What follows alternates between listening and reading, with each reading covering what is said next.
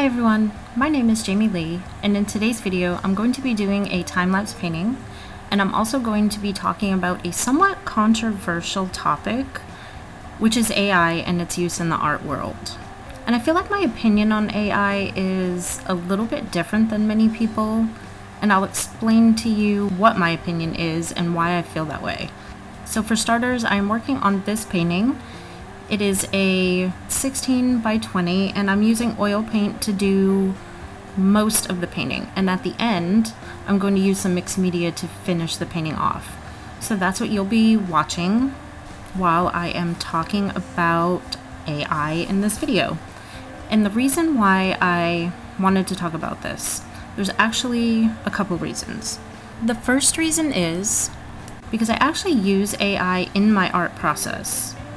And I have talked about that a little bit before. I don't hide the fact that I use AI, and there's a very good reason why I use AI in my art process. And the second reason is because I've not really heard anybody talk about this before, for basically in the way or for the reasons that I'm going to talk about it, which is why I wanted to talk about it myself.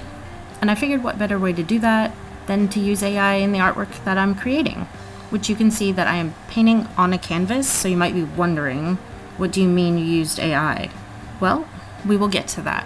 Before we do, I would love it if you would subscribe to this channel and hit the like button, and let's jump into today's video.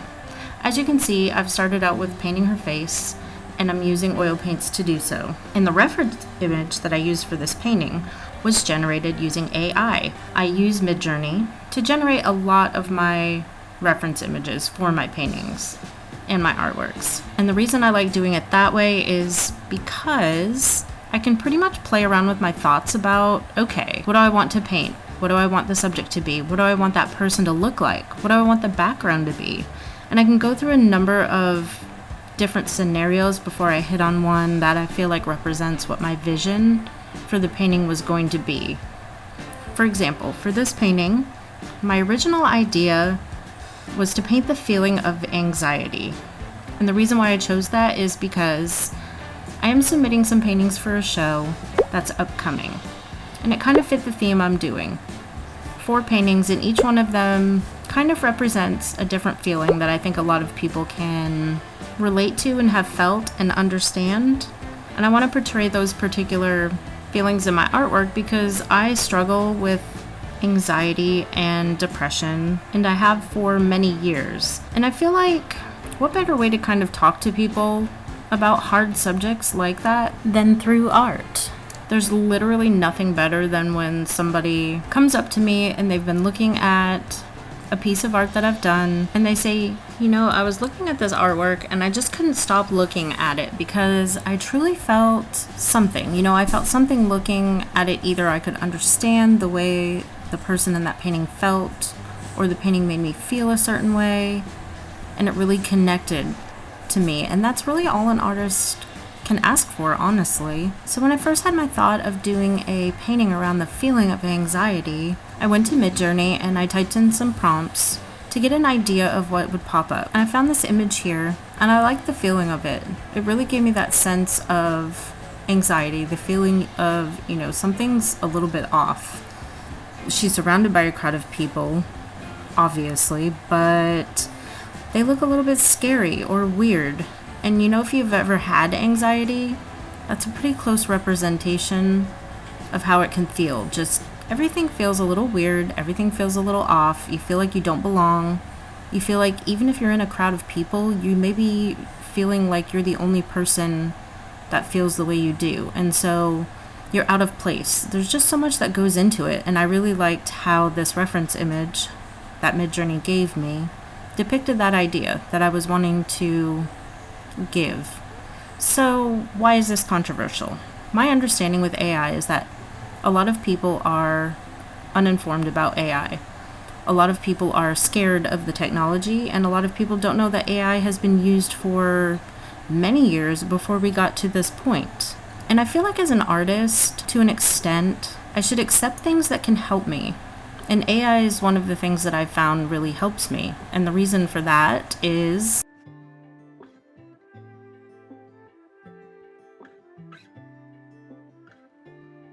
because I actually have a condition. It's called aphantasia. And up until a couple of years ago, I'd never heard of this. I didn't know this was an actual thing until I was watching another creator's video, and she was talking how she had aphantasia and she was also an artist. And I was like, what the heck is that? And I looked it up. And to tell you, I was completely floored when I saw the meaning of this word. I can't even begin to describe how everything in my brain just went, oh my gosh, there's other people that are like me, and I didn't even know that there wasn't other people like me, I guess. It's just like one of those moments where you realize that something that you have or have dealt with is actually a little more universal than you thought it was. Aphantasia's definition is basically where a person is blind in their mind. So it means that a person has an inability to visualize imagery in their brain. So it's my understanding that this is not true for the majority of people. In fact, most people have some form of being able to see images in their brain. People can see things in their mind's eye. For example, when somebody tells a person to visualize a pink elephant and they can picture a pink elephant in their mind. Or when they think back on a memory, they can visualize it or see it almost as though it's a movie playing on a screen behind their eyes. The fact that people can, when reading a novel that's just words, they like to have very little visual definition of people and places because they like to be able to visualize that person in their brain how they see it, not how the author has gone into great detail to describe it. When I first saw the video of the other creator who was talking about her aphantasia and how she couldn't visualize things in her mind, my mind was blown because I've always known that I can't close my eyes and see things. I can't meditate because I can't close my eyes and visualize anything. When I close my eyes and try to pull up an image in my brain, I get either just darkness, black, or like almost static, like TV static. Nothing's there. You know how there's that saying when somebody's frustrated with a person because they can't see the big picture, and they say you can't see the forest through the trees? Well, with aphantasia, I can't see the forest or the trees. I can't visualize how something will look. I can't visualize a person's face. I can't go back in my head and visualize a memory. I can only use the words that I've been given in the past that have described it by people that I know, or I can only use pictures or videos that I've seen in the past of that scenario or that certain memory. That's how I'm able to see things, even though I can't really see them in my mind. I discovered that I can't visualize within my brain, and that most other people can. And I'm an artist, and it really made a lot of sense to me at that point why I struggled so much to come up with ideas for art. Because I can't draw or paint from imagination. I can't come up with a scene or some sort of idea on canvas that I haven't seen already beforehand, which made my coming up with art very difficult in the past. I would have to search through Google Images and Pinterest and Unsplash and different visual websites to be able to come up with the ideas for my paintings, even by like printing out different pictures and kind of piecing everything together so I could look at that as my reference. And I would want to have certain elements in my painting, and I would have to look through so many places that it made the idea phase of my painting take a long time because I couldn't visualize what it was going to look like until I actually started working on my paper and my canvas. When I was first starting and I didn't have as high a skill level as I do now, I would get halfway through and realize that I didn't have the visual idea to really do the painting, and I didn't have the skill. So I would abandon a lot of artworks because I would get really frustrated with, I can't see what this is going to look like and understand how to make it the way I wanted to make it. And AI has really helped change that for me because it gives me a way to test out my ideas before I get halfway through a whole painting. I'm going to try to give you a good example of how my brain works compared to how I think a lot of other people's brains work. I know that aphantasia is not very common. Most people can visualize within their minds in some form or another. So back in 2015, I think it started in 2015, yeah, somewhere around there, we discovered that we would need to do some renovations on our house. And we have a small house and it's only the downstairs at that point. Yet we knew that there was at least some form of an attic upstairs. The only way to get to that attic was through like an attic trapdoor that had a pull down ladder. That was the only way to get up there. And the attic space was literally just the entire house, just open, and the beams to the roof. Like basically that was it. The upside of the ceiling, just an entire big space with, I think it was like some combination of like blown insulation laid on there and whatever. And then that was it, the rafters, basically. So that was our one avenue for trying to do this renovation, because we were having to add some extra bedrooms to the house. My husband went up there and he saw the attic space and he was kind of looking around, taking some measurements and kind of getting an idea for, can we do this? And he came down, finally he was like, okay, I know what we can do. And he had the entire vision for what the upstairs was going to look like in his head after just like thinking about it for a while. Like he could see everything as if it were done. And so he kind of brought me up there and he explained to me, we're going to do this over here. This is what that's going to look like, blah, blah, blah. What do you think? Does that sound like something, that you think will work? And I was like, I couldn't see it. I literally could not see it. I looked at him and I was like, listen, we're going to have to do it first. And then at the end, I'm going to be able to understand what you mean once it's already there. So we bought all the supplies, we did the renovation, and then at the end, he was like, yep, this is exactly how I pictured it in my head before we ever started. And I was like, great, because this is a total surprise, because I had no idea what you meant until I'm looking at it right now. The reason why I say that AI has helped my art is because I have made more art and better art since I've been using AI to help me with my prompts and my reference images than I ever made in all the years before this. And that's no joke. And I constantly am thinking and saying to other people, if it weren't for AI and its help that it's given to me to be able to visualize something I can't visualize, I would not be the artist I am right now. And so for me to be able to go to Midjourney and type in text or words, which I'm very good with, I can describe something, I can think of the words that I need to say to come up with the vision that I'm wanting on my painting. Even though I can't see it, I can describe it. And so I describe it to Midjourney by using the prompt, and then I can see the different versions of what Midjourney gives me, and then I can tweak it. I can say, okay, well, this is kind of giving me kind of what I want, but I need to have a different background, or I want a different, looking face, or, I can just change things depending on what I see, and that will bring me closer to the painting that I want to paint. And doing that the way I used to do it before I used Midjourney was much more difficult for me.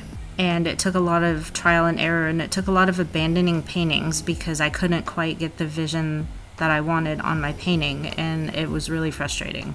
So that's why I feel like, at least for me, the way I use it, AI is incredibly helpful.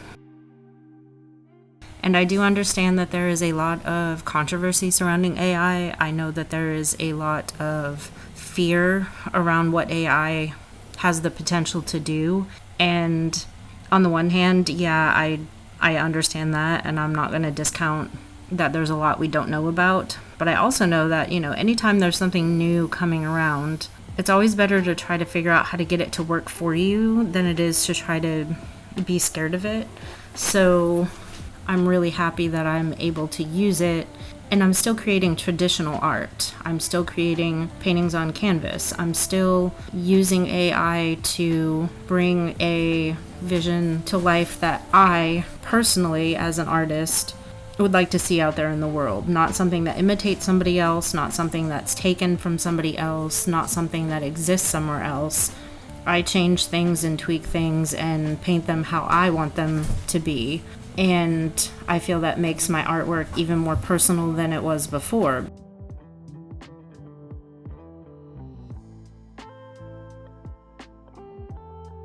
This doesn't mean that I don't understand the downfalls of AI. Number one of the biggest things that especially artists are worried about is that AI is going to replace living, breathing human artists. It's already happened where people will post, AI art on websites or social media, and the majority of the public can't tell the difference. And that's one of the things that really frustrates me about AI and people's unawareness, I guess, of AI and what it does, and like the hallmarks, I guess, of producing an AI image.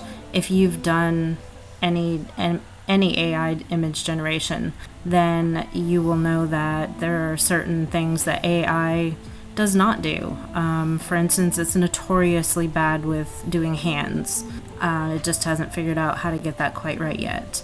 In an image that has a detailed background, a lot of times it'll just throw in some weird ass shit to fill in the background, and if you're not used to looking for that, you might not even notice. But I especially get frustrated when I see images posted on Facebook. Is the worst. Oh gosh. Somebody will post an image and it'll come across my feed and it's like the interior of a house, like interior design, or check out this beautiful abandoned house or some stuff like that. And instantly when I look at it, I'm like, oh, that's not even real. That's AI. But if you go to the comments of these people have no clue what they're looking at. They think it's real. They post on it. I mean, I've even seen ones, especially the interior design ones. Hey, what color is that paint color? Where can I find that stove? What type of wood is that flooring? And it's like, guys, this is fake. It does not exist. Or I'll have friends send me things, especially skull things, because they know I'm really into stuff like that. So they'll send me all these AI generated skull stuff, like a skull refrigerator and skull pots and pans. And, I'll send a comment back to them being like, oh, that's cool. Too bad it doesn't exist. To let them know that they're being fooled. And that's one of the main frustrations I have with AI, is that people are using it to pass things off as real when they're not. And I don't like that part of it.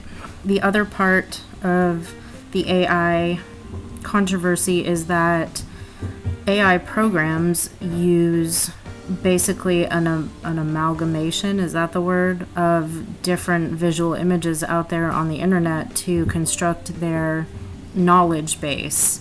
And from what I understand, that means taking images from people without their permission to use in that database of knowledge. And that's something that people are very frustrated about, which rightly so.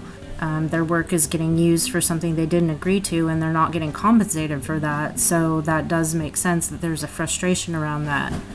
They were doing that before people even really understood what AI was. How do you think they trained AI in the first place? So that is something that's a moral and ethical question that it's being done right now. I mean, that is happening.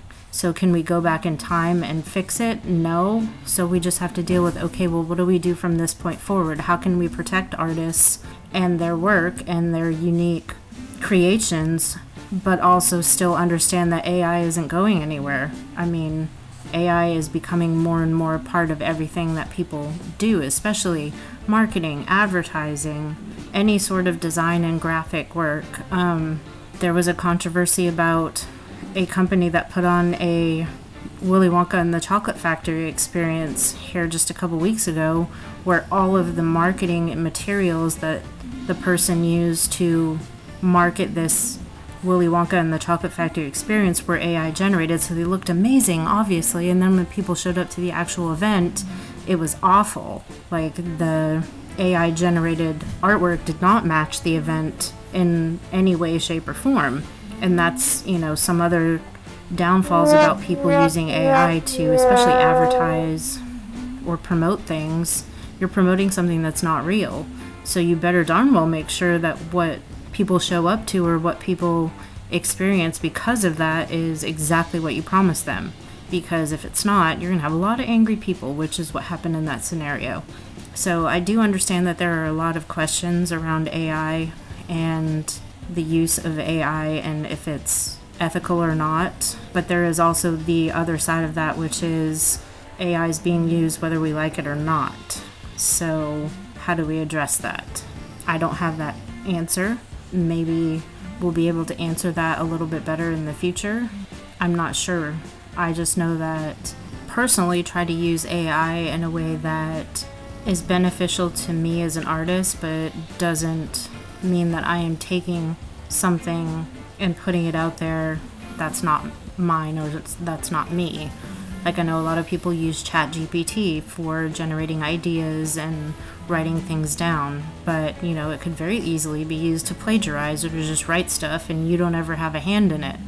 But you can clearly tell when something has been written by AI, it doesn't have that human touch. So, there are limits to what it can actually do, and people who use it just have to understand that. What do you think about AI and AI art? Do you have any strong opinions one way or the other? And have you ever heard of aphantasia?